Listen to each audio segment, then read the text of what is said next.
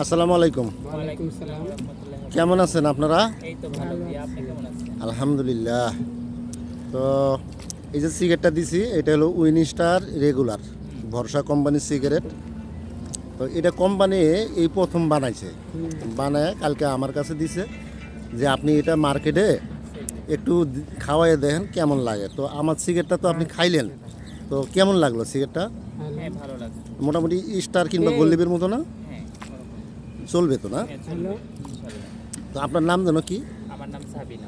Sabina. Fine. আর এনার নাম হলো সোনিয়া। সোনিয়া। তো সিগারেট একটা আপনি ইচ্ছে করলে ওখান থেকে নিয়ে খাইতে পারেন, সমস্যা নাই। চিনলাম খান। না কে? হ্যাঁ। বিকাশ।